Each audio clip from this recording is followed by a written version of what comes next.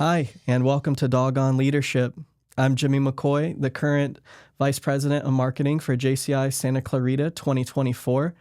And I have the privilege today of sitting across from Pilar Schiavo, Assemblywoman here. And we get to talk about leadership traits today. So thank you so much for joining us. Of course. Happy to be here. Now, just to give you a little background, I picked the title Doggone Leadership because I'm a prior service Marine.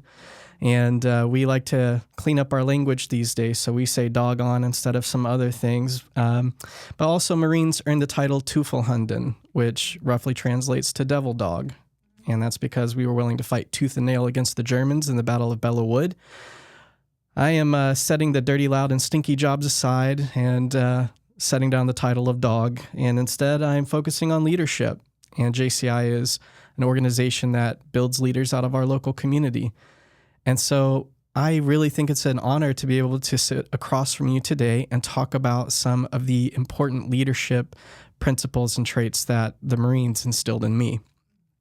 So before we dive too deep into that, which I know is, going to be a load of fun, but why don't you tell me, one or two things about yourself that maybe the rest of us don't know or can't find on your Wikipedia page? Well, first of all, I want to thank you for your service. I know what a sacrifice that is. Thanks for your tax dollars. Yeah, well, of course. It's the least we could do. My dad's a veteran. My brother is a veteran. And so I know how hard that can be, both on the veterans and their families. So thank you. So things people don't know about me, not on Wikipedia. Not on Wikipedia is I actually have danced a lot of salsa. I'm a big salsa dancer. Yeah, and tango, actually few things, but I really love to dance salsa. And then I know as we were sitting down, I talked about the scar on the side of my face. It was actually from a chainsaw. When I was in an accident as a little kid, I was probably 5, and my dad and I rolled down the cliff of a hill with the chainsaw in the cab of the truck with us, and I flew out the window, which probably saved my life. Oh, my goodness. But my dad was a logger when I was younger, and so we were going up this steep mountain hill, gravel road to get the chainsaw fixed, and it's a flatbed truck, so we had to put it in the cab of the truck with us, and and then we had to hike up to the top of the hill and hitchhike to the hospital to go get treated. We had to flag down a car that was coming down the hill. It was a pretty wild experience. Yeah, certainly one that I imagine hasn't left you too soon. Yeah, I was so young. I was more upset. My parents had just got me these Barbie gold, little slippers. And I was so excited about them. And of course, one of them flew out the window and never to be seen again. And we didn't have a lot of money, so they never got replaced. And I was, I think, more upset about that than my black eyes and, the stitches I had to get. Yeah. Some important characteristics are discovered and some are foisted upon us, right? Mm-hmm. And so you said that your dad and your brother were both in the service? Mm-hmm. So your dad was in the service and then became a logger? Yes. So he traded one dangerous job for another? I know, the most dangerous job. I know, yes. He has some wild dinner time stories that we have all heard, and you're just glued to what happened next. Trees chasing him, down a hill, running into a train, just all kinds of wild stories. Wow, yeah. We would got to get him on the show sometime. I know. Oh my gosh, he'd keep you going. All right, that sounds great. Well, please, from me and from the rest of JCI, thank them for their service on our behalf. Absolutely. And a shameless plug for the Veteran Resource Day that's coming up here in Santa Clarita. We're definitely looking forward to putting that on. This will be our second year. You were present at the first one. Yeah, absolutely. I know. I'm really honored to be the chair of the Military and Veteran Affairs Committee in the Assembly. So I've been able to carry some really important bills in this space and do a lot of work with our veteran community and our military community. And so it's been really a wonderful experience, and I appreciate the work you all are doing to support veterans in our community as well. Well, thank you for not forgetting about the little guys. We appreciate that so much. And one of the coolest takeaways from the previous event was that your office actually got to meet with a lot of other folks that were present. And my understanding is you guys went on to do some other projects together after the fact. So I love that networking is really paying off. Mm-hmm. That's fantastic. Oh, yeah, I was just going to say there's a lot of really, really great organizations in our community doing work with veterans, which is great. And we, I think before, I can't remember the timing of it exactly, but maybe before that, we actually worked really hard to get a dedicated VSO here in the district, which we hadn't had one, and that, you know, folks had been really pushing for years. And we were, you know, so fortunate. We pushed really hard. We were able to get one dedicated to Santa Clarita within a week. And, you know, those, I'm sure you know, that those are the folks who connect you up with the VA and with, you know, services and supports that veterans need. And so it's such an important lifeline and connection for people. I just ran into someone last night who was talking about how, you know, he had previously driven as far as San Bernardino to meet with a VSO and get services, and he was so happy that we were able to bring one here. But connecting, you know, with all of the different resources in the community has been really wonderful. Yeah, and so for the layman, a VSO is a veteran service officer. So this is a person who's taken it upon themselves to do the hard work and all of the extracurricular studying that goes into navigating an otherwise very murky system. Yeah. So they're able to help veterans navigate that murky system and get the benefits and entitlements that they should get, that should be easier to come by and have access to. But we obviously love their service, and thank you for spearheading that. We really appreciated that. So in the spirit of talking about the military, and the purpose of this segment is to talk about any one of the 16 leadership principles that were instilled in me as a Marine. And so we are taught this ditty, JJ did tie buckle, which by itself makes no sense, but it is a great way to remember all 16 of these traits. And so I'm just going to rattle them off for the listeners here, but it's justice, judgment, dependability, integrity, decisiveness, tact, integrity, endurance, bearing, unselfishness, courage, knowledge, loyalty, and enthusiasm. Wow. It's a lot, isn't it? Yeah, that is. Yeah. But I did send your office a copy of those ahead of time, and I think you came here with a couple in mind that you'd like to expound upon. Yeah. I mean, they're all wonderful. It was really hard for me to decide. I was trying to decide on my top 3, but I had to move it to 4 because there's so many important ones. For me, at the top of the list is justice, is, you know, being a leader, I think, is really fighting for what you believe is right, what you believe benefits people, makes our world a better place. And so, you know, I think that justice component is really, really critical to being a leader. You know, I had a hard time choosing between courage and integrity because I think you can't really be a leader without having some courage. You have to stick your neck out there sometimes. You have to be a target sometimes. Right. And you have to be willing to sacrifice and take leaps of faith and really, you know, really do some scary things, you know, things that are scary, and take a lot of courage to be able to do. And so, you know, it makes me, you know, I just don't think that you can be a leader without having that kind of courage. And then between that and integrity, you can't be a leader without integrity, though, because I think everyone will see through you. People are smart. People have really good intuition, I think, and people can tell if you're genuine and authentic and you really care or not. And so I think that, you know, that is really critical. To be a good leader, you have to have integrity. And then my last one was just knowledge, that I think too often, you know, people are trying to step up into these leadership roles and they don't really bring the knowledge base that they need to have with them. And I think that, and it doesn't mean that you have to be incredibly book smart and you don't have to have a master's degree or a PhD or a doctorate. But just having experience on the thing you're trying to be a leader on, having, you know, that front line on the ground experience, you know, I think is really critical to give you to give you the understanding, you see it in the legislature a lot. I'm up there, working on a bunch of different issues, right? That sometimes you're having to learn about because you don't have experience working in. And those of us who come with different experiences, that we're able to really add a lot to the conversation about the issues, and also really understand some of the unintended consequences that might come from a well-intended policy, right, that you're putting forward. But then if you've been on the ground or you have that knowledge base in that area, it's really invaluable. And I think important to think a few steps ahead instead of just kind of at that immediate goal that people often focus on. And I think, it takes knowledge to also know when you're not the smartest person in the room and when you need to find some other smart people who know more than you about something.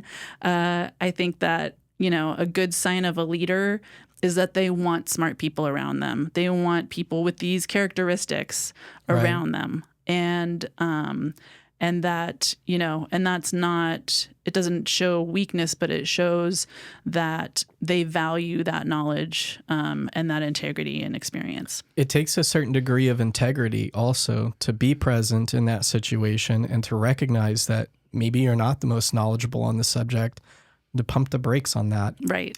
And I think when people see you do that and they see you recognize with humility that you're not the leading expert in this, they're more likely to work with you. And, that's how partnerships are formed. That's how a lot of things get done. Correct me if I'm wrong, but you got to be willing to hear each other out. Yeah. And I think that, it happens a lot in the legislature. It's been really a great experience. I've gotten bipartisan support on most of my bills. And, I think I was in advocacy before going to the legislature, and I think you can get a little jaded about the political system and, everybody's a sellout and they're not really looking out for us and all of these things. It's really easy to kind of go down that rabbit hole, or people are always, sacrificing or compromising too much or all of those things. And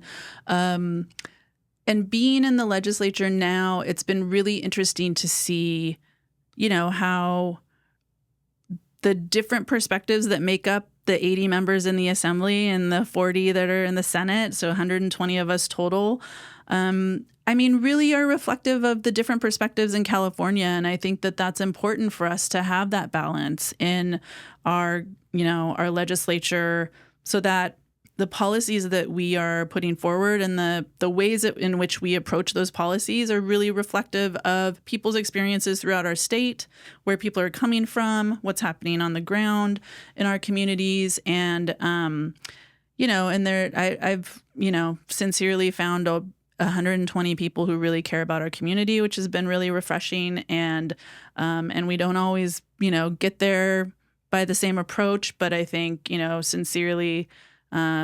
sincerely really are, doing what we think is best. I like to hear that there's so much buy-in, right? And I'm sure that there's a lot to navigate. It is 120 unique personalities, right? But that's not to say that they're not without their own merits. And I'm glad that you recognize that. When you first looked at the list, justice jumped out at you. Yeah. And then I just heard you say that you had a background in advocacy. Yeah. Do you think that had something to do with it? 100%. Yeah. Yeah. Tell me a little bit more about that. What was that like, working as an advocate, having that sense of justice kind of grow inherently in you? What was that like? I guess I can't say 100%. I have to thank my parents a lot for that. My parents really raised me to think about different people's perspectives and understand. If I was upset with a friend, my mom would always be like, but think about from their perspective. And I'd be like, I don't want to think about their perspective right now. I'm mad. But I think it really did help me understand and build empathy for where other people are coming from.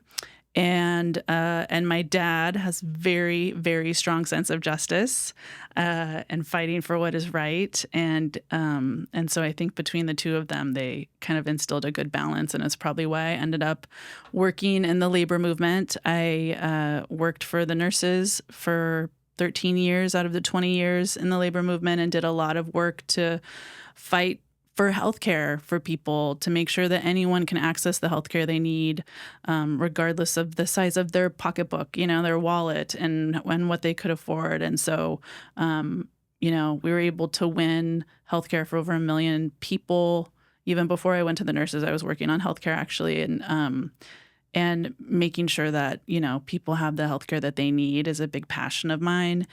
And just making sure that, people who work hard are able to retire with dignity. I saw the difference that made in my dad's life and my parents' and family's life. We had a small business growing up, my parents, and my dad was an electrician. He actually got cancer.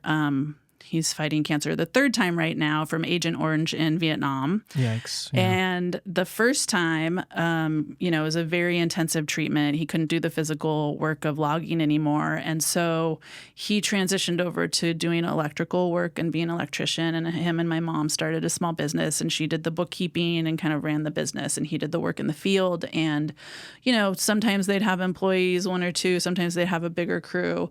But, they started a small business. I grew up in a small town near Yosemite, and it was during the recession of the late 80s, early 90s. So it was a very hard time to start a business.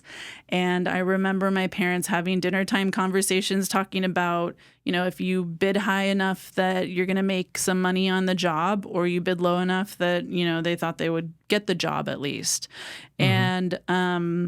And so when my dad eventually got a job, a county job, he, got union benefits. He got sick days for the first time he could be sick without worrying about losing pay. We took a family vacation for the first time in our lives. And now my parents are retired and not in poverty because of that. And so, that he got that job when I was in college. And so when I went into the work of fighting for workers, that was very much just a personal experience that I understood how transformative it could be. And then, and then I worked for a tribe right out of undergrad for their tribal Head Start program. So I worked in early childhood education. Mm-hmm. And there was a lot of new brain research coming out at the time. And it was talking about how the one thing that impacts every aspect of a child's development, their brain development, is the economics of their family. Yeah. And that really impacted me because I knew the stress that it can put on kids growing up, being from a family that struggled. And, but math skills and language skills and social skills and all of these other things are impacted by it because of that stress and strain. And I really wanted to work with kids and help youth and at-risk youth at the time. And I just realized that if I wanted to have the biggest impact, I needed to change the economics of families. And so that's kind of how I ended up in the labor movement, and I ended up fighting for good jobs and good wages and healthcare and, all of the things that I think when you work really hard. I saw my parents work really hard and not have a whole lot to show for it. And it never felt really fair. I know. And people who looked like they had easier jobs were in these fancy offices. And I was like, wait a second. So, it was... Yeah, it was definitely, and I think through that work, you just see, a lot of the injustices in the world and a lot of where the system is kind of stacked against you, and it was a big driver for me to continue to do that work. Yeah, and these concepts really resound with me. I'm a special education teacher now here in the district, and I see the students who struggle more. They tend to come from a lower socioeconomic background, mm-hmm. and there's just a gap there that needs to be filled. I'm not at the policy making level, so it's great to hear that there is this conversation and dialogue still going on, still proactively being addressed to the best of your ability. And I think that as we educate our masses, we start young with that process, that we can develop some of these leadership traits in them as well. They're, like I said, everybody's going to go through their own life things, right? Mm-hmm. And so sometimes these are instilled in us by our family or friends, and sometimes they're foisted on us by our circumstances. Mm-hmm. And mm-hmm. it would be nice if we were in a place where, some of these kids could really start to internalize a lot of these principles. Yeah. At Junior Chamber International, we build leaders in our local communities age 18 through 40. Coincides with the time frame when most of us would be, active duty service for our country. And so that was kind of the birthplace of this podcast series, the idea that I'm supposed to be giving back to my local community by developing leaders. And Lord knows I've had my fair share of good and bad leaders, right? And it really starts young. And it starts with that idea of instilling empathy and instilling a strong moral compass and sense of justice, right and wrong, right? Yeah. Yeah, I mean, I'm very encouraged, and I am grateful for all teachers. Thank you for doing the work that you do. I think during COVID, parents really understood how amazing teachers were because they were suddenly in the living room with the smaller kids were on Zoom. And I remember my daughter, who was in 4th grade at the time, she had, I think, the most patient teacher person I've ever met in my life. And she would, okay, well, let's take out our book now and turn to page 25. And then, okay, let's take out our book and okay, now we're taking out our book. And she'd say it like 4 times. And I'd just be like, oh my gosh, open your books to page 25. I know. Isn't it funny, right? 16 principles of leadership from the Marine Corps, and patience is not listed on there. It really needs to be added. I know, right? It's amazing. It was amazing. I know. I was helping someone out in our community, a person experiencing homelessness, which is one of the organizations I started in our community. We were in the car, I was giving him a ride, and he was telling my daughter, he's like, your mom's really, really great. You're really lucky to have such a great mom. And she's like, yeah, but she's not Miss Harwell. I said, oh, that's true. It's totally true. But, one of the things that's really encouraging about today, our moment today, just to your point about leadership skills, I think starting young and wanting to instill those at a young age, I just see, through this job, I've had an opportunity to tour after school programs and go into schools more. And it's been really encouraging to see that there's so much consciousness now, I feel like, in our education about really supporting the whole child and making sure that, that mental and emotional health is incorporated into education. Because honestly, teachers and educators have our kids more than we see them, right? I mean, they're with you longer than they're with us in the evening, right? And it's such a big part of their life and an impactful place, where it can really make a difference for them. And we know coming out of COVID, our student mental health crisis is very real and it's very urgent. And to see that there's, so much more kind of incorporation into schools talking about empathy, talking about how you deal with stress, talking about anxiety, and talking about, how you can cope and be mindful and all of these things for kids to learn those skills that, I'm learning myself, right? And so I can instill all of these things in my kid that I didn't grow up learning them, but the fact that she's able to learn them at school, as an extra support is just, I think, really wonderful. And I think, it helps us prevent against bullying, which can be so hurtful for kids growing up, and all of these other, wonderful ripple effects of it. And wellness centers, we were able to get state funding for the Hart School District to support the wellness centers that are being opened up in every single school. Right. And just having those safe places and places of support that kids can go to, who really need it and, or who may not have it at home, and I think that it's encouraging that while I think it was, in a lot of ways out of a crisis and out of, not that I don't think our student mental health crisis wasn't there starting to grow, but I think COVID just kind of set it off in a different way that we never imagined.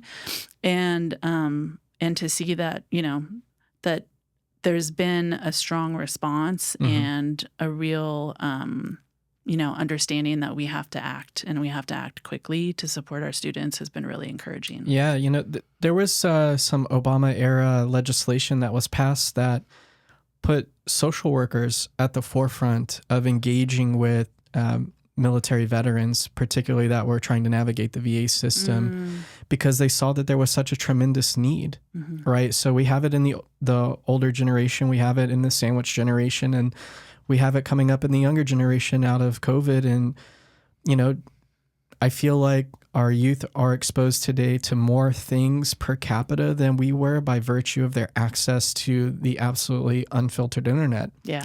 And it's, we like to talk about frontier and Wild West, this and all of that, those American things, but there is no wilder West, I think, right now than unfiltered access to the internet. That's just my personal opinion. And social media. Right.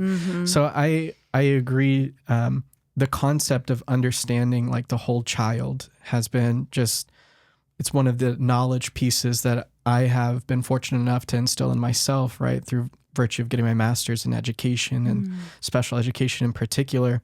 We have to take a whole child approach. And that puts me in some awkward situations from time to time. And this is probably a good time to segue into courage, but I can't say that I'm a person of integrity if I recognize that my student has a need and I should be advocating for them to get that need met. But out of fear of retaliation or something along those lines, not for my current employer, but historically I have encountered such things.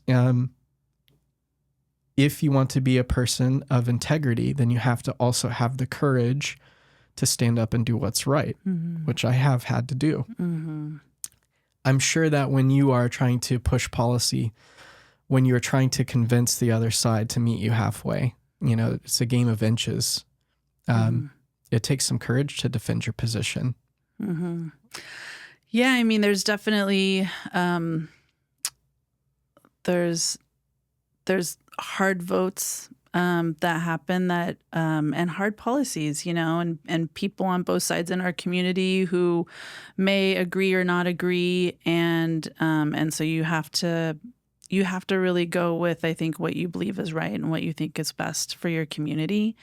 And yeah, I think, that was one of the things that really stood out to me when I started running for office, because you're suddenly thrown into, it's like the longest job interview ever, right? I think I was running for a year and a half before I got elected. And so it's interview after interview after interview after interview and speaking at places about, things that people care about. And so it's like you're constantly being interviewed for a year and a half, and you're being asked about all of these things that you haven't necessarily worked on or don't have a lot of background in. Suddenly you have to have a position on desalinization, right? And and I've been working with nurses, So, but I think, what I realized and what I saw in some other people around me who I felt like struggled a little bit more is that you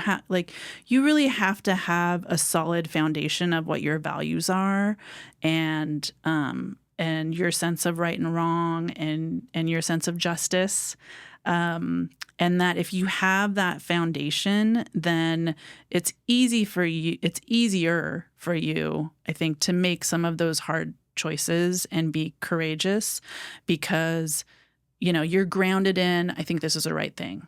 Yeah. And I think you have to think of, I think like I'm sure you're thinking of what are the consequences if I don't, right? How is this kid going to be impacted if I don't? Yeah.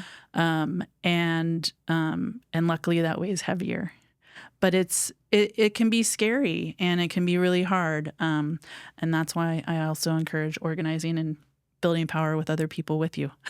What's that? Collective bargaining? Excuse me. Did that slip out? Sorry. Contracts right now, right? Right. Yeah, exactly. So it's because, sometimes it is scary or too hard or too dangerous for you to do it alone. And so I really, that's why I'm a believer in collective action, because when you come together, it really changes the balance of power. I saw that when I first got involved in the labor movement. I was here in LA and I worked with the hotel workers, and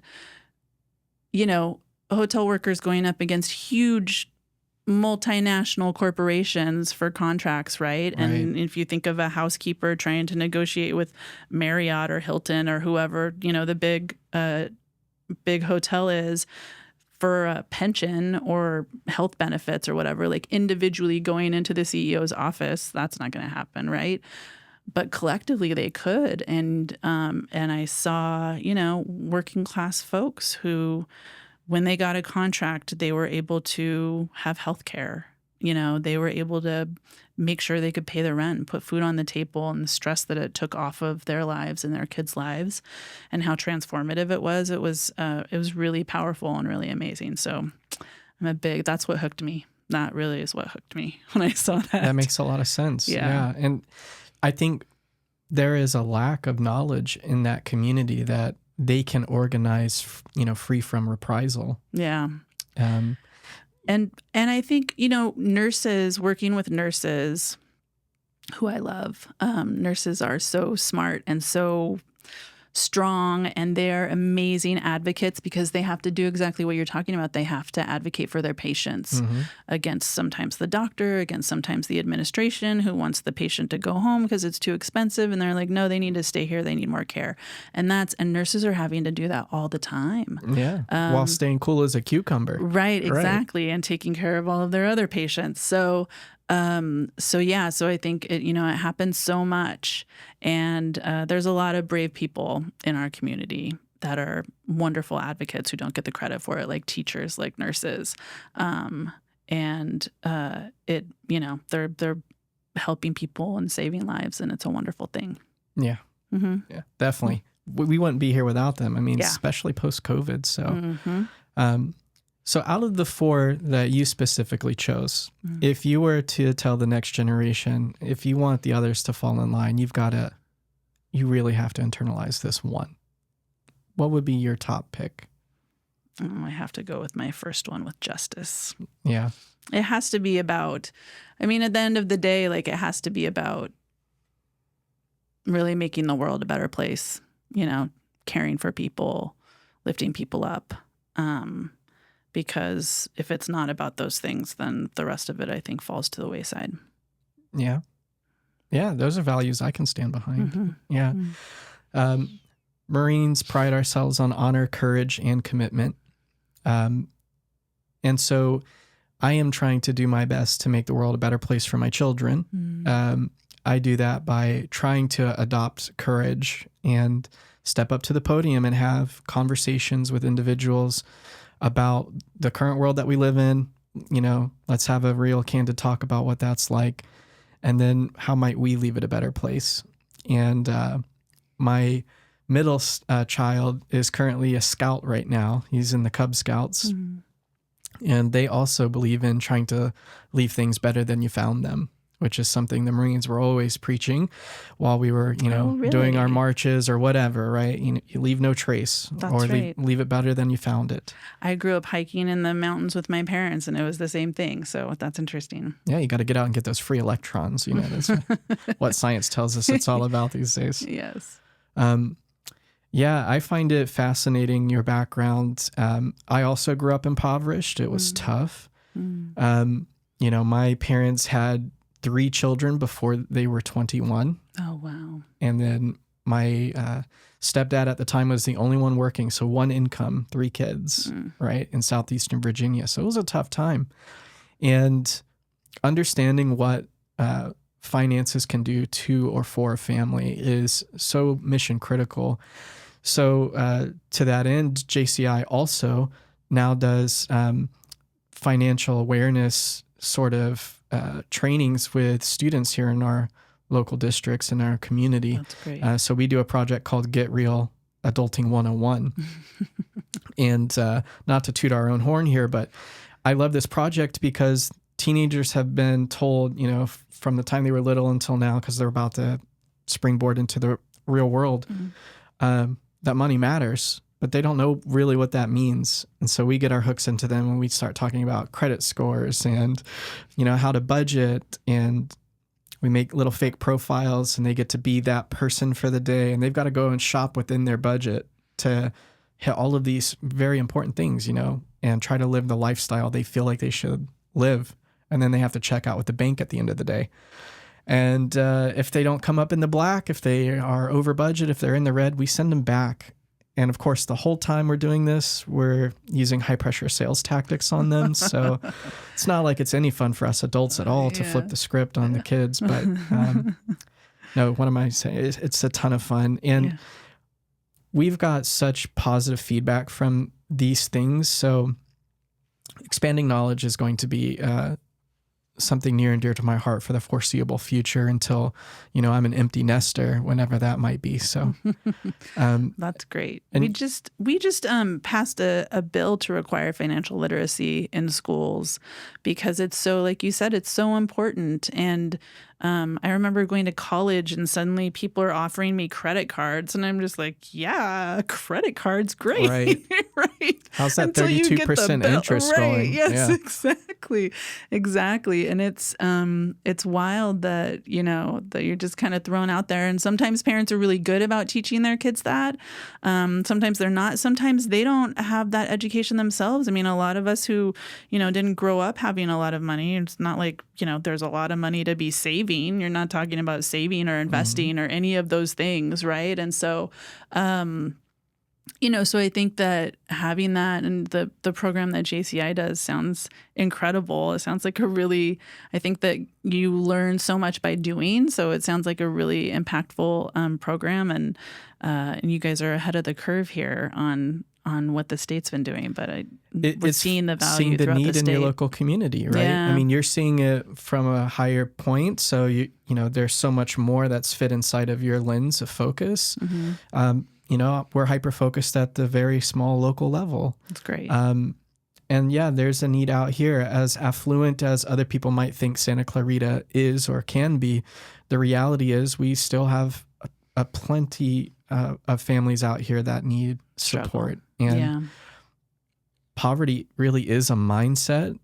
It can be inherited. And if you don't do something to challenge that mindset and to present additional knowledge and materials and ways of thinking and patterns to grab onto, then it's going to be a repeated mindset for that future generation. So JCI has helped, me and others understand, like, there's more out there that you could be striving for. And so we've found our little community here. Yeah. And that's wonderful. I mean, I think that also, like, beyond kind of the mindset of it is that I think that when you are struggling or when you're in poverty, you don't even know what kinds of opportunities are out there for you. You don't even know, that college could be an option for you. About financial aid, I didn't know about financial aid in college. I found out about it in high school because my aunt went back to school at an older age, and she told me about financial aid. And I applied late. I applied to college late because I did not know about financial aid. I went in the Marines. Yeah, right? That's another financial aid direction you can go. Yeah, and it's, people,